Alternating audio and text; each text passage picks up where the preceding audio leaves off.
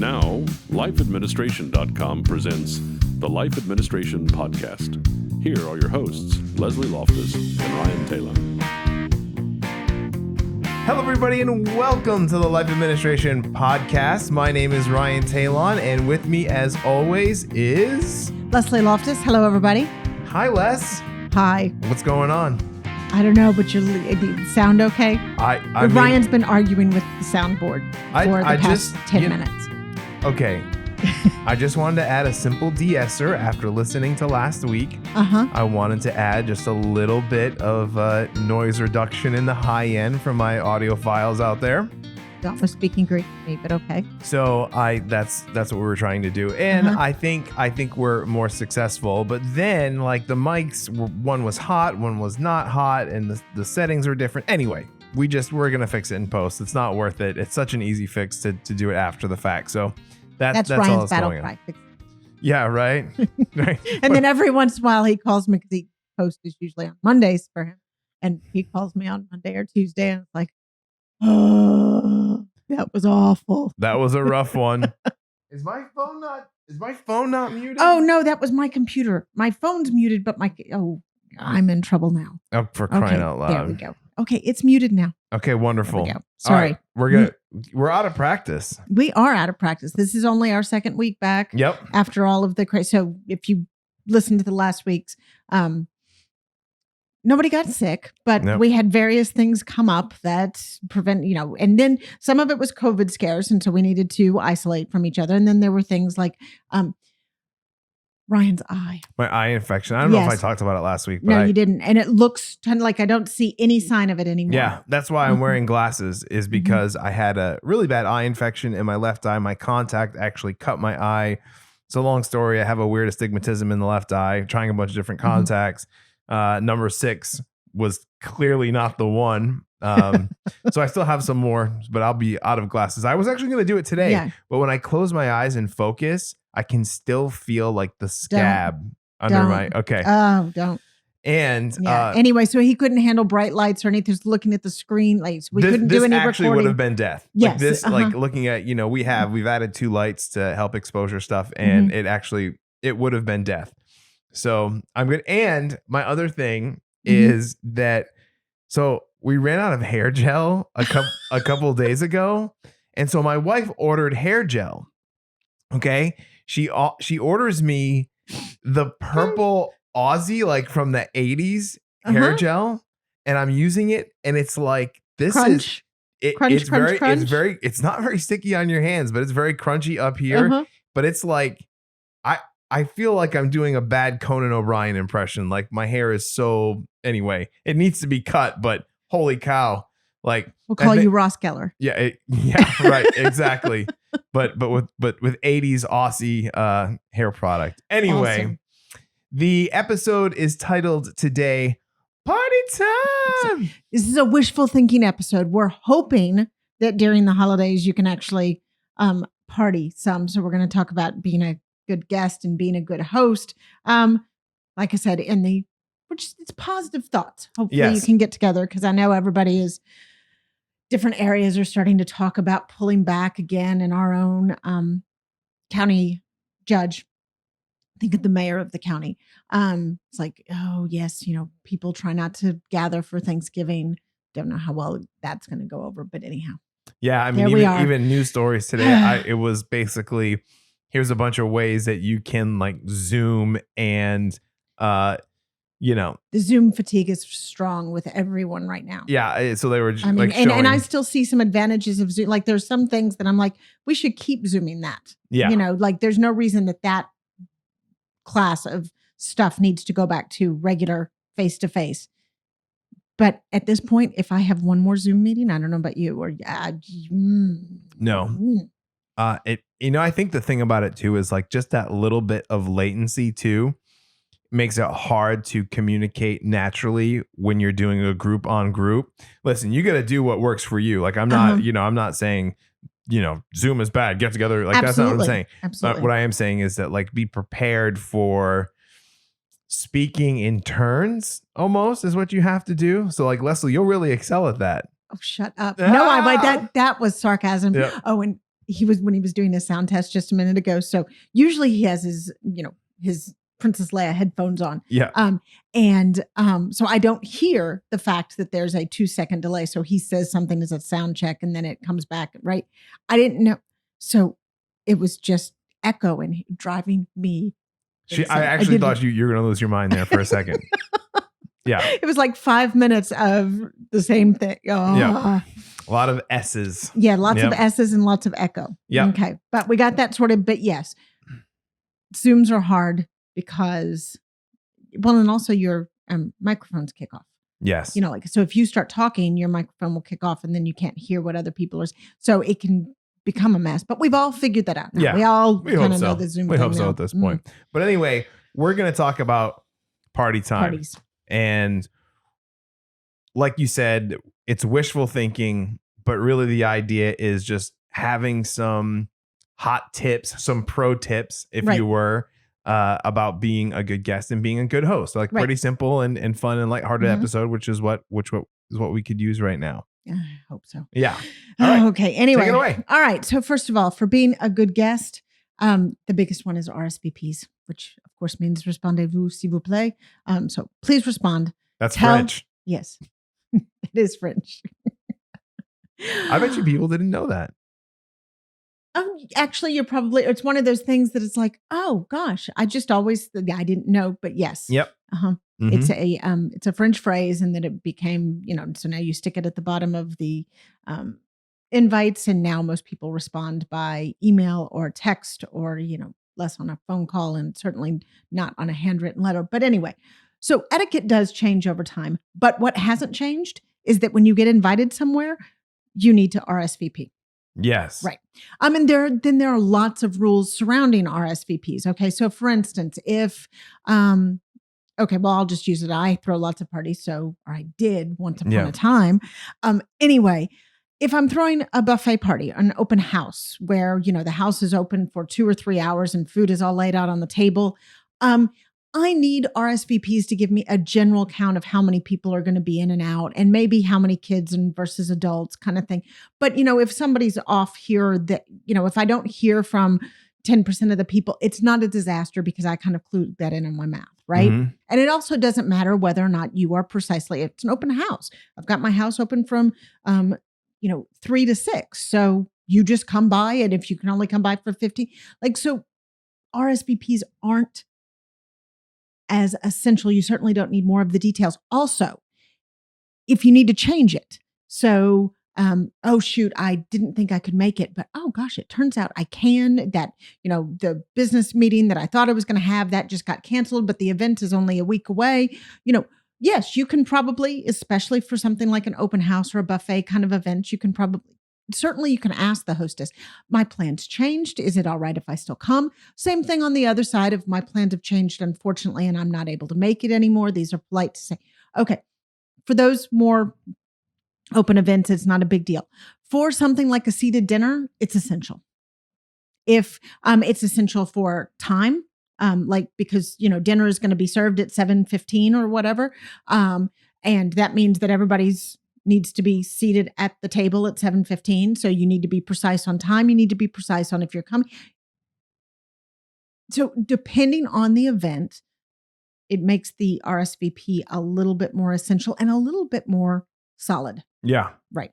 So I would say I have 2 little notes about RSVP. So when it comes to weddings, a lot of times there will be a RSVP, like I'm attending the ceremony and the reception. Mm-hmm. And there might be one that's just, I'm just attending the reception.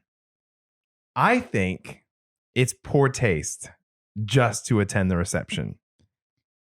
I think if you're going to go to both, right? Okay. Yeah. Cause I've never actually seen it that way. I've seen some things where people are saying, we're having a very small family only ceremony, and then we're having a celebration reception afterwards. Totally. Right. But yes, if you've been invited to both, then go to both. Then unless, excuse me, my mother's in the hospital with and I, it's my turn to be at her bedside. And Okay, yeah, those kind of things, yeah, we can talk. Right. But outside of that. But in general, no, I'm going to skip the boring ceremony and go to the reception. None. Don't do that. Don't do Mhm. that. And I think the other thing too is with the invention of text messaging, we live in a cancel culture at times. Yes. Right? Oh, and let me tell you, I've been throwing parties for 20 something years with the invention of text messaging and all that and cancel culture, not the political cancel culture, You're right. the response rate and everybody who throws events and parties will talk about this. It used to be you would send out, 100 invitations and you got responses on 80 of them back and you got them relatively quickly. Now, if I get half of the it makes it much harder for me to guess. Right. Like it's not people who don't RSVP. It's a big deal. Yeah. Yeah. So that's really what I'm driving home at is like, this is a specific tool for a specific situation that I would encourage you to, one, use if you're throwing, two, if you are the guest, what you say you're going to do, just do it. Right. Yes. If you're not going to go, that's fine. Because like you said, there's a lot of planning that goes into different types of parties, but nevertheless, RSVP, good. Abide by it to the best of your ability. Right. Exactly. And if you have a change of plans, let them know as soon as possible. Right. And again, the more formal, the more set the event is, the more inflexible your RSVP needs to be. Yes. Right. Great.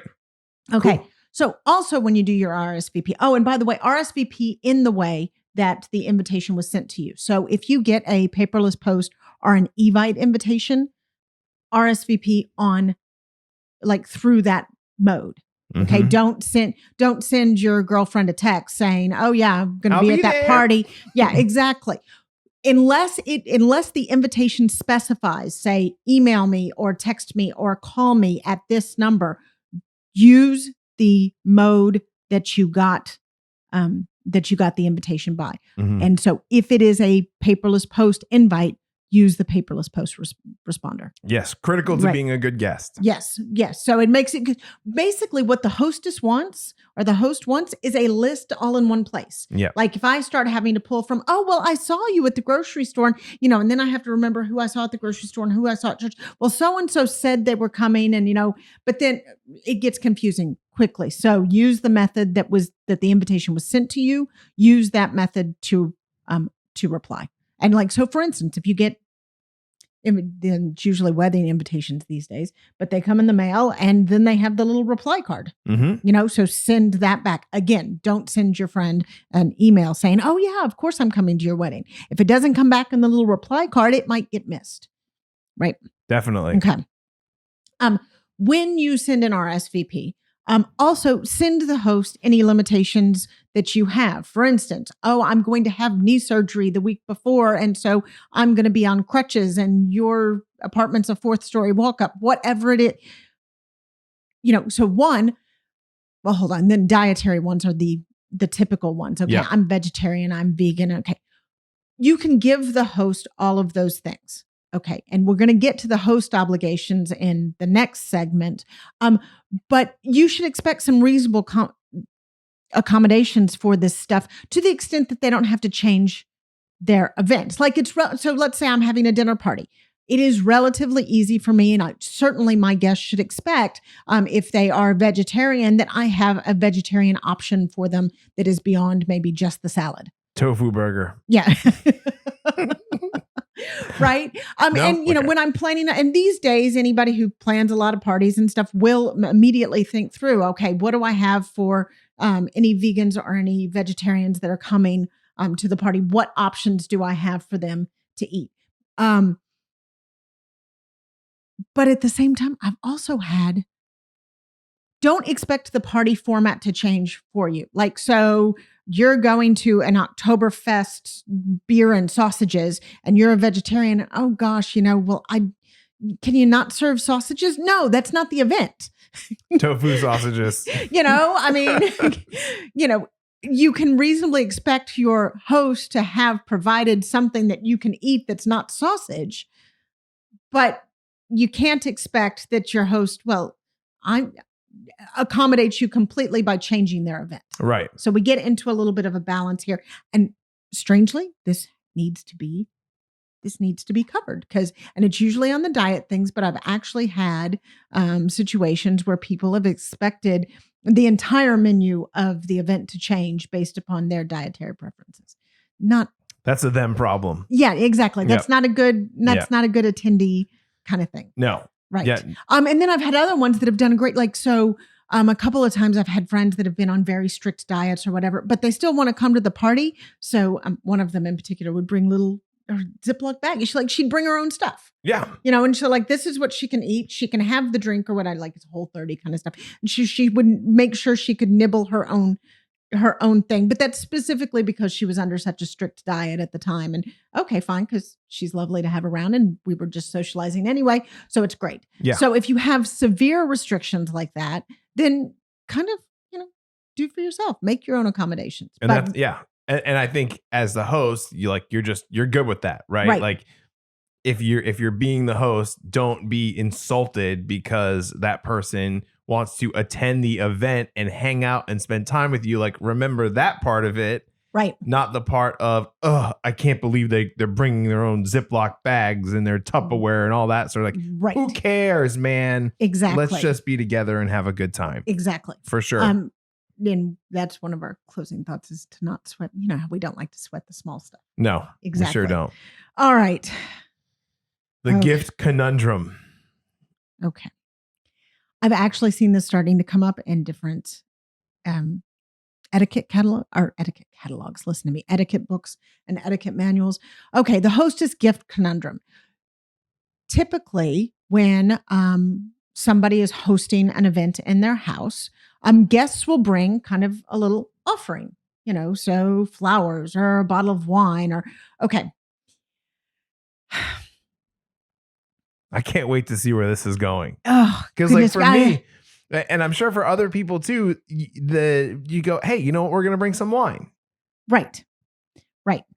Okay.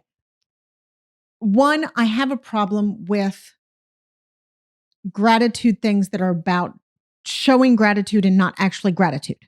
Right. Okay. We're going to get into this with thank you notes and everything as well. But it's when it's just performance gratitude, like, I have to bring a gift because I have to bring a gift just because that's kind of what's done. Okay. First of all, I don't know. I think it's probably some buttons installed when I was a kid about different, right. I'll tell the thank you note story in a minute. But hostess gifts, I kind of have a love and hate relationship with them because I totally get it. Like my friends come in, thank you for hosting a party. Here's something for you. But if I'm in the middle of starting the party and I have to stop everything to find somewhere to put the cut flowers. And I've actually had a guest get mad because I put the cut flowers in the sink. I just put them in a cup in the sink, but I didn't put them out. I'm like, I'm setting up I'm starting the party now and you're coming in. We've had, we do wine tasting parties on occasion. My husband and I, we've had people bring wine to a wine tasting party. Like Jim has spent a lot of time figuring out exactly which wines to serve, what pairs with what, everything else. And then somebody's like here, and which is one thing. But then if they also get upset that we don't open it, and that's when it starts to come out to me like, this is more important that the guest wants me to notice that they're grateful, which means that it's performative. It's something else, which is how I get into these things with them. Also, I have a few people in my family and past life who just love to bring stuff at the beginning of a party. So again, here I am trying to get all of the candles lit at the last minute, all that kind of stuff. And all of a sudden I've got more things to do because my guests are being helpful. Right. So I, as a hostess, am not actually a huge fan of hostess gifts. Unbelievable. You want to cut it out of our culture. You're ready to get rid of the gifts. I can hear it in your voice. I kind of do, because what I would rather see is reciprocation. So I've invited you over to my house, for an event. I'd rather see something of a reciprocation of let's go to coffee, or I'm going to have the dinner party at my house next time, something like that, mainly because I'd also like to see us do, COVID tide notwithstanding, more gathering and more community and more neighborly stuff. So I kind of think if you lift out the, checkbox, I brought a bottle of wine to that party, so I don't need to worry about doing anything with them anymore. I'm being a bit harsh about this. I really, really am. I totally get it. But still, reciprocation to me is, as a hostess, is a better hostess gift than actual hostess gifts. Okay, I'm on board. Okay. And again, like I think, and you sort of said it earlier, but I think intent is really the word, right? Yes. You're wanting to show appreciation. So if you're being a good guest and you bring a bottle of wine to a wine tasting, the bottle of wine is separate from the wine tasting. Like you need to have that in your head. It shouldn't be like, open up this Bordeaux because it, was right. I brought a fancy Bordeaux because I figured you'd like it when we're actually serving, something else. Pinots that night, Right. So like you got to get, and same thing with flowers, same thing with any gift. If they can't open it right there and then, it's not an attack on your gift and you bringing the gift. Really what it is you have to sort of look inside for a second and say, what was my intent of doing this? Was I trying to show off, or was I actually just saying thank you for doing this? Right. And like you said, a gift is not a replacement for then doing something else, right? A gift is a love language, and some people love gifts, right? I'm not one of those people. Right. I would much rather. And that's another thing that I wonder about with my own beef with this. Gifting is not really one of my love languages either. So, I try not to totally rain on people's right. But yeah, but other people love it. Yeah, and my wife, she loves picking out the perfect gift. Like we were, as a matter of fact, talking about. Bless her. Can I hire her? Yes, you can. I'm terrible at it. She finds pride in not spending a fortune, but finding something that's meaningful or like solves a problem or something that you didn't even know that you needed. Like she's really, really good at that. Like every year I feel so inadequate when it's time to like exchange gifts because she's so stinking good at it. Anyway, so we were talking about like Christmas gifts for y'all. We were just thinking like, okay. And so she's like, she sent me on a secret mission, which I obviously can't tell you about, but hey, while you're there, I want you mean y'all, like not the royal y'all, like us?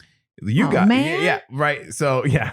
So take, do some things, take a look around at some of these specific items because I have a good idea for them. Okay. Great.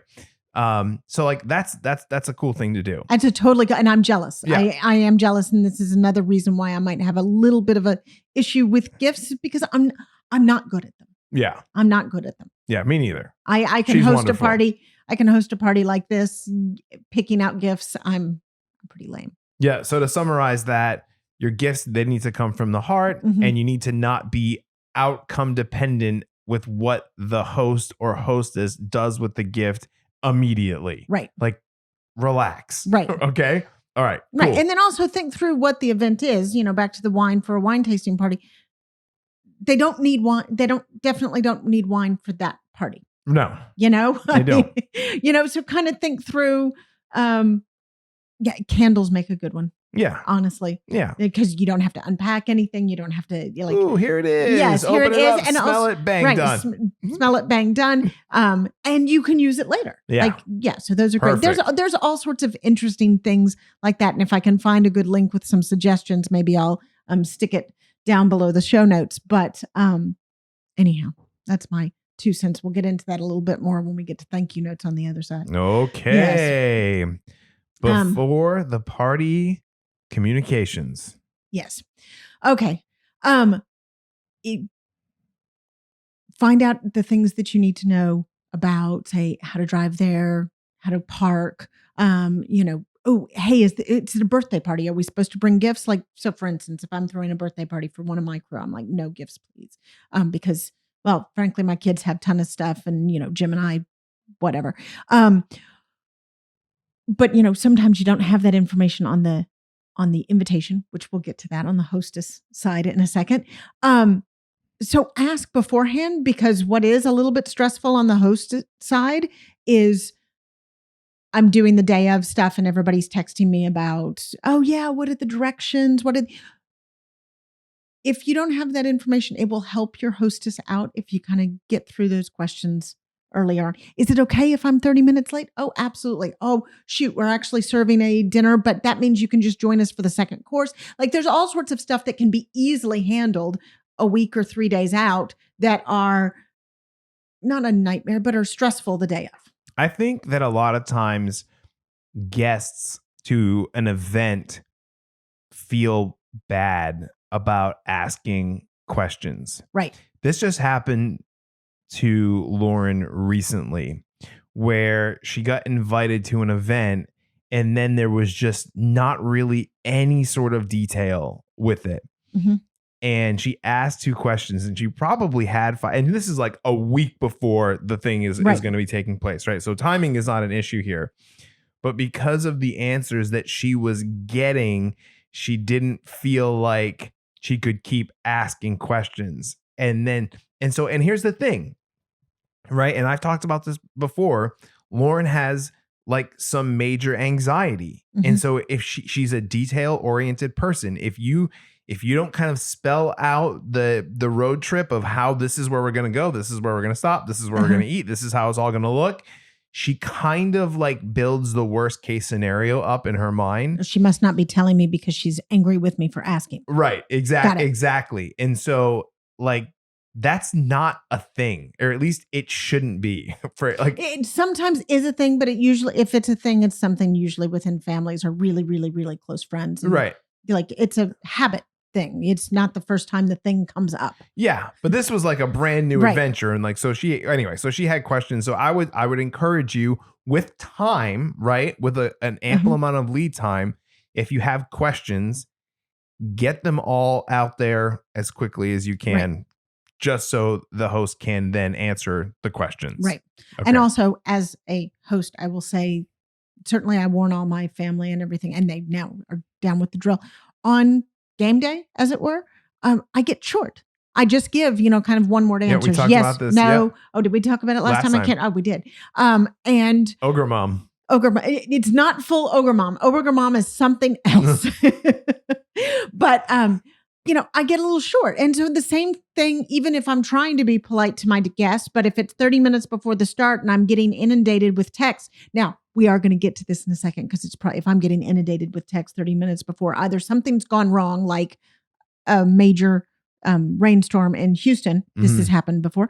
Or I failed to give them proper information. Yeah. Put a pin in that for a second. But I get short. And I definitely don't want to give that impression to my guests. Anyway, so it's helpful if you get the questions out earlier. Yes, for sure. For sure. And the last thing about being a good guest, actually, let me say one thing before this. Okay, no problem. I'm going to wait because it's actually on the good host side. Okay.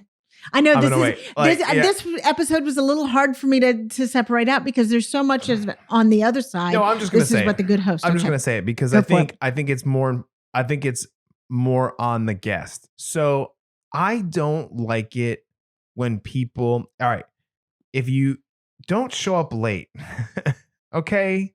Like there's like, the old adage is like, oh, we'll be fashionably late to the event or whatever. It's like, don't do that because at least on my side as the host, like I'm starting to think about, okay, is this person coming? Are they not coming? Does this change the way that the seating is going to be? How am I going to like work all of that out? So I would just like say, try to be on time and be there and don't be early either. It's funny, but after all these years, there's a couple of friends that we know, they will be 5 minutes early every time. Now, luckily, I just co-op them and I'm like, give them matches and say, go light the candles. Sure. Yeah, because they're good enough friends that it's just like, oh, good, you get to help me do the last minute setup. One time I even planned on it. There's another set of friends that bang on. If I say 5 o'clock, they are knocking at the door at 5 o'clock in 2 seconds. Yep. I mean, seriously, it's wonderful. Yes. And then there's another. And honestly, depending on how long your party is, my parties tend to go about 3 hours. So we're talking about 10 to 15 minutes, unless it's an open house. which is then just, free for all whenever you come. Yep. But 10 to 15 minutes is kind of because traffic happens. Mm-hmm. You actually ended up parking a little farther than you thought, and then you're talking to somebody on the way in, and so it takes you 10 minutes to get to the door instead of 2. I get it. It happens. So, there's a cushion of time, but once we get north of 15 minutes for your typical party, you're late. You're late. And that's when the host starts running through this. Okay, is so-and-so okay? Again, if it's a buffet, not such a big deal. If it's a seated dinner, it's a big deal. Yeah. Mm-hmm. Yeah, absolutely. Mm-hmm. Definitely. If they happen to be, somebody like maybe you're doing some welcoming thing and, there's 3 different people speaking and they're one of the 3 people, big deal, right? Yeah. Yeah.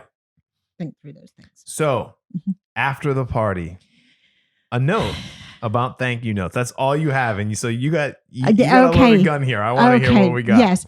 It ties in with the hostess gift conundrum. Again, I don't have anything particularly against thank you notes. I have a thing about performative thank you notes. I don't even know. How would you even do that? All right. Here, we'll get a little story. Okay. So Jim and I, we had a large wedding. That's just, so 400 people, kind of large wedding. And then we were Jim was finishing up his job at the UN in Geneva at the time. So I moved over to Geneva with him. Mm-hmm. And I wrote most of, because I'd done a few of the thank you notes in the run up to the wedding and stuff like that. So, maybe 10% of the thank you notes had gone out before the wedding. And I'm doing the rest of the 90%. But I don't have a work permit over that. It's all good. So I write all these thank you notes. I spend lots of time during the day. There was a cafe I sat at, the whole thing.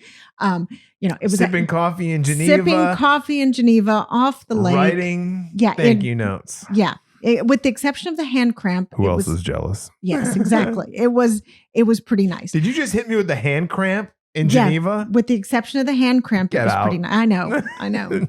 Well, and actually it was probably muscle memory tension because I'd just taken the bar, and that's a hand cramp exercise waiting to happen. All right. So this is about 2 months later. Anyway, we thought it would be cool to send them from the UN. So Jim took them to the office to mail them. Okay. International mail bureaucracy. Okay. Lots of them don't make it. All right. We're mailing them from Geneva, Switzerland to mostly Texas and a few other places in the United States.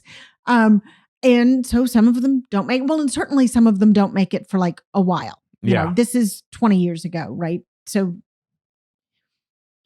my mother starts getting, well, I haven't gotten a thank you note from Leslie. I haven't gotten a thank you note from Leslie. And for the most part, they were actually looking for confirmation. Like the thank you note was the receipt that you got the gift. So I know you got the gift. And I know lots of people that use thank you notes as confirmation that the gift arrived and was opened and all this kind of stuff. Okay, which is a practical matter. This isn't a podcast about life administration. I get the practical concern of it. But it was so... Did you have like an outcry of people going like, where are my thank you notes? I had my mother telling me straight up that I needed to rewrite all of them to make sure that they all got to the people. I have... Negative ghostwriter, the pattern is full. Exactly. So I have some significant... and we ended up having lots of debates about this, which is how I've come to a lot of the conclusions I've come to about... It's one thing... Thank you notes for gratitude, actual thanks and gratitude. Love it, kiss it, all for it. And some people are really good at it. One, I'm not as good at, no, I can do the written word. I can't do the handwritten word. Besides, my handwriting is also suspect. It's scribble. It's pretty bad. So, I didn't like handwriting anyway. That's just not that's not my gratitude language. It's not how I express gratitude on a regular. And now I'm being told that I need to redo the whole set because I need to rubber stamp. I don't like the rubber stampiness of it. The doing thank yous and gratitude for the sake of, I just have to do that. It's kind of like forced faith. If you're required to have the faith, the belief, the requirement negates it. Yes. You either do or you don't. Right. Yep. So I think gratitude is a very similar thing. So express gratitude for somebody having invited you to an event or a party or into their home. Yeah. Express gratitude however you feel like expressing gratitude. If that is a heartfelt thank you the next time you see them, if that is a reciprocating invitation, I don't feel the need to say that you have to pin.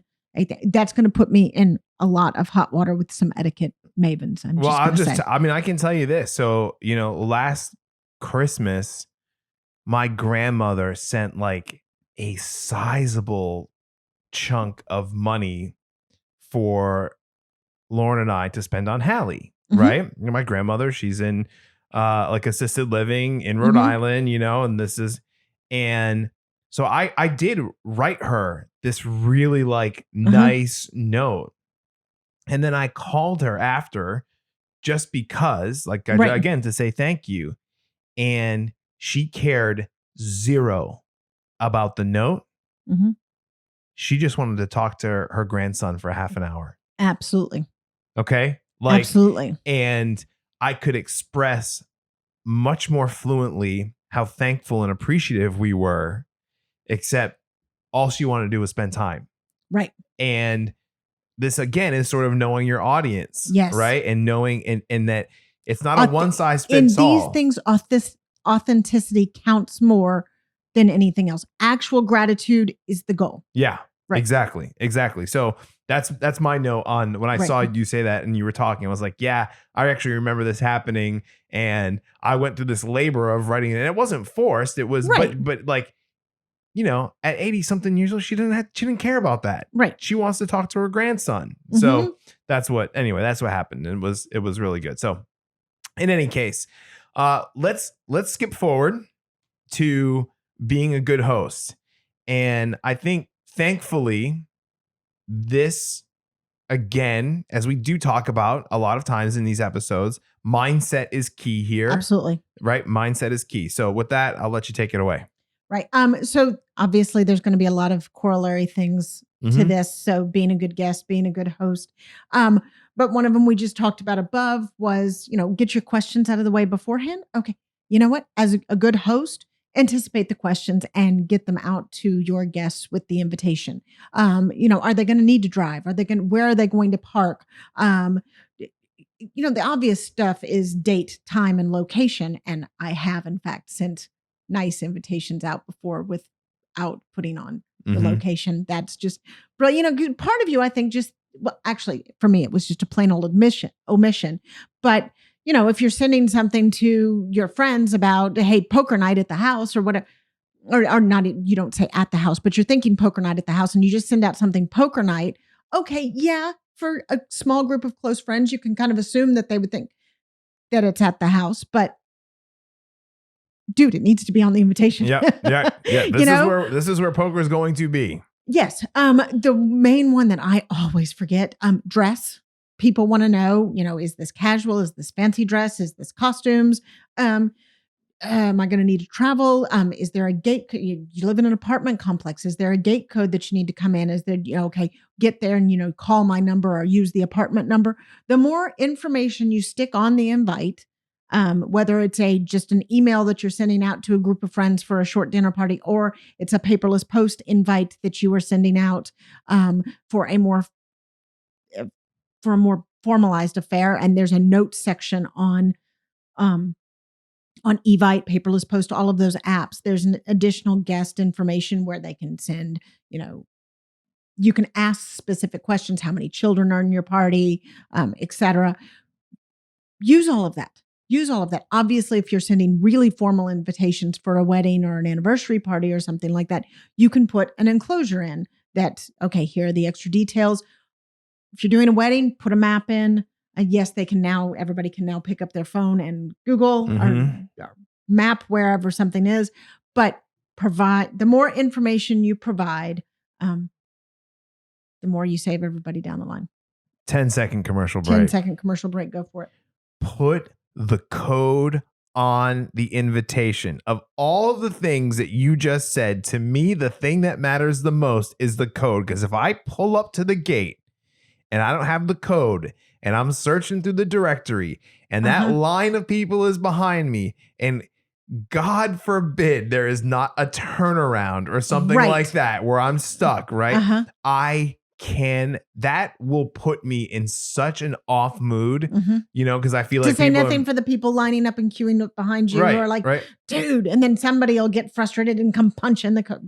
Which is the worst, when like the person gets out of their car, walks up with their clicker because they're 6 cars back. You know? Exactly. So the clicker's not even in range. Yeah, I'm not even speaking from experience here, except that I am. Guy comes up, hits the button, looks over at me, shakes his head in disapproval, and walks back to his car. And I'm just like, where was the code? Yeah. What? I'm searching through the directory. I call Grandma Lewis over there instead, and she's like, thinks that I'm like trying to break in, calls the cops, I just put the code on the invitation, however the invitation goes out. Done. There you go. Ryan's 10-second commercial break. Well done. I'm heated just even thinking about it. I know that one's stressful. That one is stressful. It seems like a small thing, but it is in fact stressful. And come on, let's all not kid each other that those codes are secure or whatever. I mean, every pizza guy has those codes, right? Right. Because they save them the second thing. Exactly. Yeah. Come on. Be accommodating within your event. So back to the guests are sending you, okay, I have hello, I just had knee surgery and you're on a 4th story walk up. Okay, if you can make it so that, 2 strapping guys help this person up the stairs, or if, it turns out there's a service elevator and you arrange with the building management so that you can use the service elevator. So your friend, be accommodating within your event. Again, you shouldn't be expected to change your event for something. Oh gosh, well, I'm afraid of heights. So you live in a sky, right?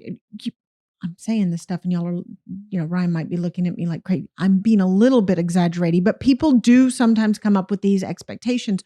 Don't feel like you have to change your event completely to accommodate one of your guests. Yeah. Then it's, you know what, maybe we'll just go for coffee next time, or maybe you can join us next time. And that's a perfectly acceptable answer. Oh, I'm sorry that this one won't work out for you. We'll do something next time. We'll see you in the next one. Yeah, we'll see you at the next one. Precisely. Precisely. And that's a perfectly okay answer. Absolutely. It's your event. You've planned it. Be accommodating, but don't be a complete pushover and change it. Oh, because by the way, you'll get into a loop on that one, because you'll change for one guest and then another guest will come along and be like, well, I need that. Eventually you'll get to the point where you can't please anybody. And then you'll be completely vexed that you decided to throw the party at all. Things can spiral. Yeah, there's the adage, like, you can please all the people half the time or half the people all the time. Right. Like you're never gonna like hit a home run. It's never gonna be 100%. You can only just do the best that you can do. Right. So remember the event you planned and go with it. You were inviting people into your space. You were inviting people to something that you planned. So go with your plan. Yeah. I like this next one because I have something to say about this. Okay. Yes. Just like we were talking about with gratitude, I mean, your focus is important. What are you actually trying to do with this? Okay. Your goal with hospitality is to make your guests feel welcome and comfortable. No matter, it doesn't matter if you're having a poker party, if you're having a dinner party, if you're having a big birthday bash, you want your guests to feel welcome and comfortable. So all of the rules we talk about today and all of the little tips, they all they merge there. Yep. Right? You have more than a 10-second commercial break. No, I do. Because this is one of Ryan's hot button issues. Yeah, it is. It is that number one, like when you're the host, that doesn't mean you're like the star of the show.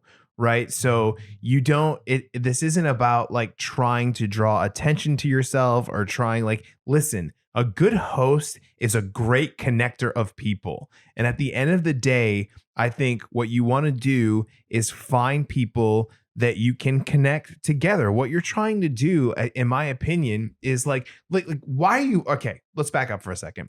Why are you throwing a party, right? Yes, it's to have a good time. For sure. I'm on board with that. But ultimately, like from 30,000 feet, you should be trying to build a community of people or keep developing the community that you've already built. Right? So you're trying to get people to interact. You're trying to hook people up, say things of something like, I know that these two people have this common interest, or they work in the same field or whatever. And then you connect them, and then you excuse yourself, and then you go find more people to connect, right? That's going to make the party more fun, more entertaining, and people are going to have genuinely a good time. Right. What you don't want to do is like, well, I have my friend from college over here, so we have all these cool inside jokes, ha, ha, ha, ha. And the rest of the party is left sort of hanging in the corner because you're spending all your time with this person. Speaking some sort of semi-foreign language that they nobody don't else even understands. Right? Or it's like all eyes on me all the time. Like that's not what you should be trying to do. You should be trying to connect folks. Yeah, not together. unless you're having a roast for somebody. Yeah. And then you're roasting somebody else anyway. So right. So that's my thing there is just be a great connector of people. That's all I want to say on there. And then, depending on the type of event, have a schedule. Have a schedule, Okay. people. I didn't really appreciate this one until I had kids. And at a birthday party, you do need, little kids' birthday party needs some schedules. But yeah, don't waste your guest time. If you're having a dinner party, okay, cocktails at 6:30, dinner will begin at 7. Then we'll have desserts and be done, desserts at 9, and we're done by 9:30. Or I'm just spitballing here. Yeah. Yes. Birthday party, something else. Okay, well, you know what? Everybody's just going to come and mingle for the first hour, and we're going to do cake and candles at the second hour. So it doesn't need to be a fine-tuned schedule. It doesn't need to be 5-minute increments, but have a general idea, because all of a sudden, maybe everybody gets there and everybody's having such a great time talking, and we've totally forgotten about the cake and candles. Yes. And it's 2.5 hours into it. And now there's some guests that are like, I kind of need to leave, but we haven't even sung happy birthday yet. So have it in your mind, set little reminders on your watch, or otherwise, if you're disciplined enough, keep watching the clock, or set somebody else who's not hosting with you, but like to help you keep on track. That's always, if you've got some sort of coordinator or something like that. Okay, we do this next. And you will see weddings are huge about this. Okay, then we do the bride and groom dance, and then we do the cake. And it's not, at 8:05 exactly, but about 8:00, we needed to be doing this part. We need to be moving to that part. Yeah. Right. So what I do, because, we every Wednesday we host our life group, right? So, I mean, that's like typically 18 people. So it's not like this huge shindig, but Right. I will tell you that typically for the first half an hour, we're eating, we're hanging out, we're fellowshipping. It's a good time. Tell me about your week. And like that can easily kind of spiral out of control very, very quickly. Yep. Right. And then it's like, well, we got to get to the good stuff about like what people are going through, what they're struggling with, and all that sort of stuff. And so I've had it. That's what life groups are for. They're Right. kind of like neighborly and churchy support groups. Yeah. Right. And so I've had it where it's like, okay, at the end, we typically like to pray for folks. And I've had people looking at their watches because the fellowship time went too long. They're looking at their watches, Right. and And they they're gotta out go. of time, and the and kids they need to gotta go to bed. right? And it's the whole thing. and especially with kids at your age, you can, a 5 minutes difference can be the difference between slightly cranky child and meltdown. Absolutely. Absolutely. So we went 2 minutes too long, all that to say is what I have found is, because you don't, especially if like something's happening and you're hanging out, you don't want to be the person that says, we got to stop having a good time because we got business to handle. Right. Fuddy-duddy. Set Wet blanket. Alexa for these timers. An excellent idea. Alexa pops off, right? Hey, this is a reminder. Time to move to the living room. Great. It's kind of like, when you're at the theater or the ballet or something, they have the little xylophones that, tell you time to go. The intermission is now over. Time to go back in. Right. Exactly. And it's like, you're not the person that says it. It's no, we're respecting people's time.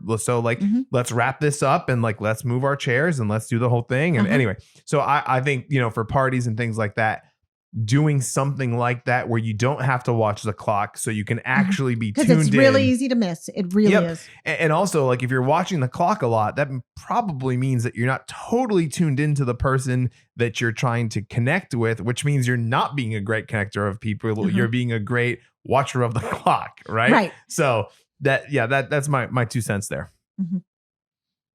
And then we need to know I like the this one. rules I and like when this to break them. Absolutely. For instance, on holding food, so you're having a dinner party. And so generally for the dinner party, you've said 6:30 for cocktails, 7:00 for dinner. Mhm. All right. Okay, so 15 minutes. If somebody, like, first of all, if a guest at a dinner party is running late, they should be letting you know. But one of the rules, I wouldn't hold them for longer than 15 minutes. You know, you have other guests that you need to consider. They're expecting things at a certain time, and you need to get things rolling. At the same time, maybe you know this particular guest, and this particular guest is always on time. You know, so or maybe it's somebody close, and you can like call them and ping them. So think through the different things that you've heard from your family, your friends, all of these rules about parties. And they kind of vary by region and by families. And so know what they are. Yep. Figure them out. And some of it, I'm sorry, you're just going to have to figure it out through a little bit of trial and error. Yeah. So another thing on being a good hostess, I would start with small parties and easier parties, work your way up. Yeah. Yeah. Dinner party. I wouldn't necessarily start with dinner parties. They're a little bit harder precisely because they have these fine tuning elements to them. But, you know, start with more casual poker nights, open houses, cocktail parties that are a little, and start to figure out what everybody's expectations are in your group. And then know when you'll have a better idea of when to bend these rules, but don't be afraid to bend the rules. Yeah. And it's just like you sort of said, there are certain events that you can easily add people in. Buffet. Yes. Add them in. Poker night. Add them in. Game night. Oh gosh, my mother is coming into town. Is it? And I know I was going to go to your thing. Is it okay if I bring her? Buffet night? Absolutely. Easy Add 'em peasy. in, right? Uh-huh. Formal dinner. A little less easy. Right. But if you can accommodate it, I would try. Like if she's telling you about this 2 days before and your table you can actually fit another person at the table without having to add like an extra table or something, which totally messes up your plan. Yep. That's what I'm talking about being accommodating without changing your event. Yeah. You know, so if you can't, mother-in-law's coming in. I'd love to meet your mother. Please bring her. Does she have any dietary requirements? Right. There you go. If it requires you to actually put in, oh gosh, well, you know, my mother and my dad and my sister are coming. So now it's 3 people. So now you're having to add an actual table and you live in a small apartment and you can't really add a table. You know what? We'll get together next time. Yeah. And that's Right. okay. Right. Mm-hmm. And again, I said it earlier about the thank you notes, but know your audience, right? If you're doing, hey, it's a no kids night and you have babysitters, right? You probably need to stick very closely to a Yes. schedule because babysitters got to go home, Right. whatever. If it's, hey, we're doing a poker night and, you know, we're waiting for Jim Bob because he's 20 minutes away. Hey, that's all right. Crack open another cold one and then we'll start when he gets here, right? Mhm. So you got to know sort of your audience. You got to know Right. what's going to be acceptable and what's not going to be acceptable. So, and then lastly, I'm so you added this on the fly. I did because I forgot about it. I thought about it and earlier I'm- and I'm like, oh no, that's an important one. And I'm super happy that, and we talk about this all the time at my house Mhm. for reasons, is that don't do the dishes. No. When you're having a party and you have guests over, at the very end, if ever, you know, so everybody's leaving the living room party area and they're getting ready to go gather their purses and coats and other such stuff. And they're going to pick up some items and help you carry them into the kitchen. Okay. That's about the extent of cleanup that you need to be doing during Yep. the party. Absolutely. Yeah. When Could people not are agree more. gone, you do the cleanup. If your sister-in-law happens to be a guest at the party and she stays later and helps you clean up, brilliant. Lucky you. My mom Yep. does it. It's awesome. Lauren does it. She's like, let me get at those Yeah. dishes. Like, yeah. Exactly. I mean, so after the party, however, Yes. after the party, don't do the dishes while the party's going on. No. And it does 2 things. Number one, it disconnects you from people, which is what you're trying to do in the first place. But then some people will go, wow, the dishes are more important than hanging out with me, right? Mhm. And they can take it as an insult, honestly, right? So you just be there, be present in all the things that you're doing, whether it's being a good host or Mhm. whether it's being a good guest.